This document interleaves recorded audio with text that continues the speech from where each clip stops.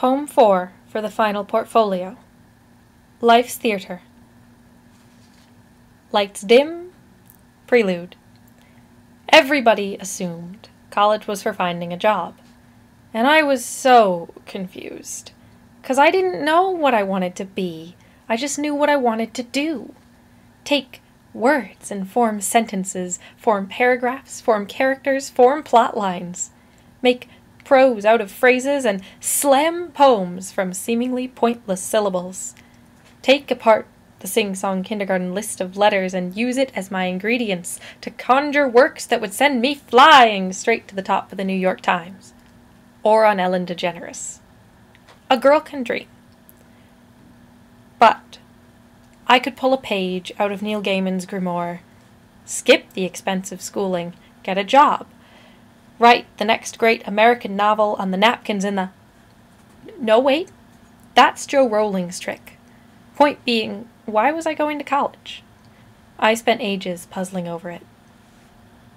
Main curtain rises. Act 1. Freshman year. Rolling by on fast forward. I was worse than Kiki leaving home. At least her broomstick could fly. All mine could do was look pretty while I did the running around. And betas make much worse life counselors than black cats. I figured, in between playing Quidditch of all things and squealing over the takeout places that let you order until 2 in the morning, that the whole point of learning was to have fun. I was having loads of fun. Riding the highest high of my life, acing courses left and right. There may as well have been wings unfurling from my back. I wasn't lacking in anything. Yep, it was all about the fun. My friends, who'd spent a couple years on this track, just shook their heads. You'll see.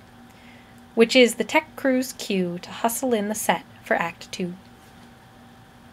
Coming out of a summer with a boss who was less than stellar, suddenly I'd done all this before.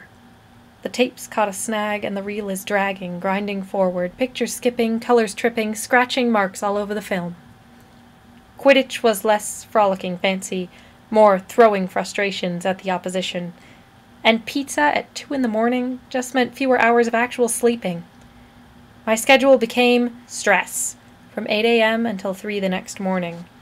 Trying to make grades rather than ace grades, and hoping that fashionably late didn't count as tardy. From all that, I finally realized why I was here. I wasn't at college for a career, and I wasn't learning for the fun. I was here to understand. To understand the whys. Why love that gets returned to sender still lingers a year later. Why sleeplessness is a catalyst that makes muscles metabolize into lead. Why downward spirals are endless cycles, are riptides you can only ride out. And why putting budget cuts on sleep never solves my productivity recession, yet it's the only thing I have left to cut back on. Cut back, swirl onward, spin forward. Need air. I was hoping for a sandbar or a break. But it was swept away by more whys. Why, see you at Thanksgiving became a bad joke at your wake. Why Nana and I both don't cry. Why writing a 1-page speech was worse than my term paper. And why for the first time in my life I didn't want the open seat at the adult table. Whys spiral onwards. Whys spiral forwards. And while I can only answer some of my whys, I can still push them back, drown them out. In notes for that final exam, applications that need signing in triplicate, and paintings and papers that take up all of my time. So I guess that's why I'm at college. I might stumble upon a career, and fun times are not in shortage, but more importantly, it takes my time and trades me tools to push back on the whys that I'm not yet wise enough to answer. So it takes my sleep and gives me friends and books to speak to and read from until I understand each why by why I ask myself about living, breathing, being here.